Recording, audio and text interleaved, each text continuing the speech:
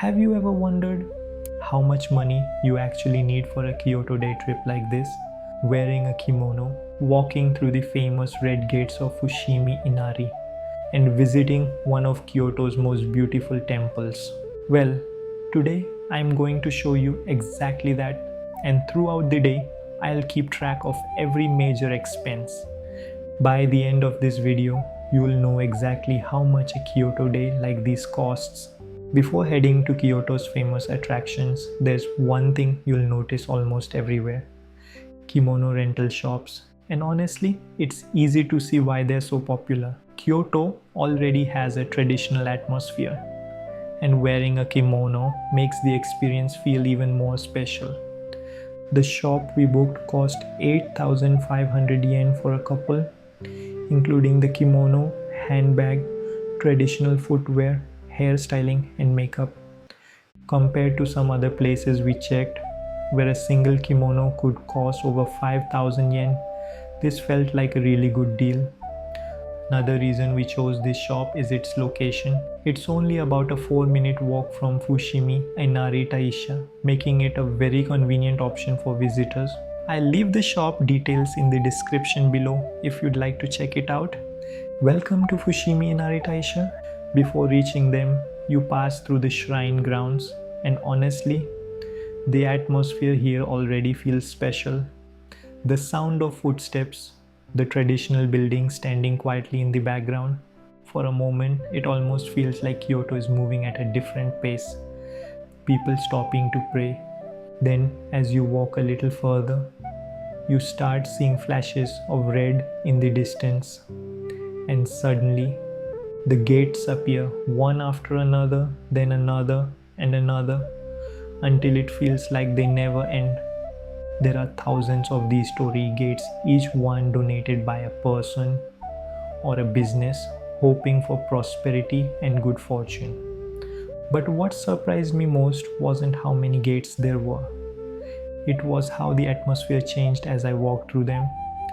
The noise of the city slowly disappeared, and for a few moments it was easy to forget I was standing at one of Japan's most famous tourist attractions.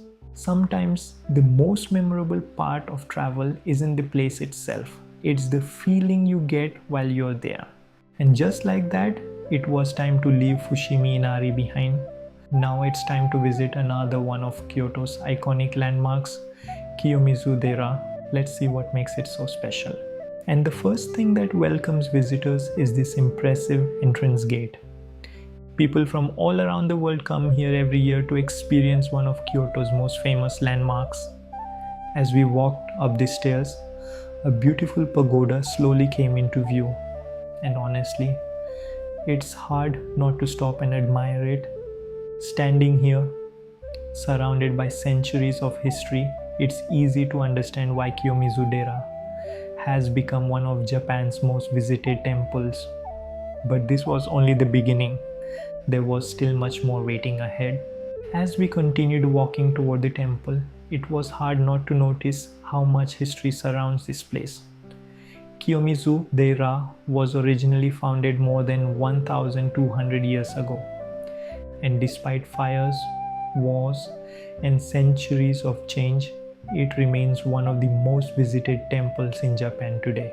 But then we found something completely unexpected: a giant pair of wooden sandals and a massive walking staff. At first, they almost look like movie props, but they're connected to Benkei, a legendary warrior monk famous for his incredible strength. And naturally, many visitors can't resist putting their own strength to the test. Some people try lifting them, some struggle, and some quickly realize they may have been a little too confident. Honestly, it was fun just watching everyone give it a try. But the biggest highlight was still waiting ahead: the main stage of Kiyomizu-Dera. And here's something amazing.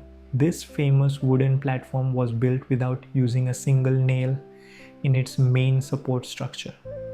Even after hundreds of years, it's still standing strong. After spending some time here, we slowly made our way out of the temple grounds, passing through peaceful nature, quiet pathways, and beautiful ponds along the way. It felt like the perfect way to end our visit. But Kyoto still had one more experience waiting for us: the traditional streets outside the temple. And honestly, this area felt like an attraction all by itself. Traditional buildings, local shops, souvenirs, street food, and beautiful photo spots around almost every corner. After all that walking, it was finally time for lunch. And trust me, food always tastes better after a full day of exploring. With Kyoto behind us, it was time for the next part of our journey, Hiroshima.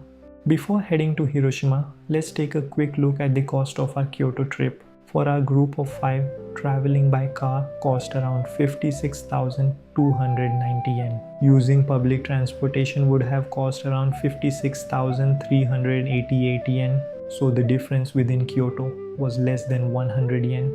But here's the interesting part. These numbers don't include the trip from Tokyo. If we had taken the Shinkansen instead of driving, the total cost would have increased by roughly another 60,000 yen to 70,000 yen for our group. And with that, our Kyoto adventure comes to an end. From Fushimi Inari to Kiyomizu-Dera, it was a day full of unforgettable experiences. But the journey isn't over yet. Next, we're heading to Hiroshima, a city with a powerful history and stories that everyone should know. The Hiroshima video goes live next Friday at 11 p.m. JST. Until then, take care and I'll see you in Hiroshima.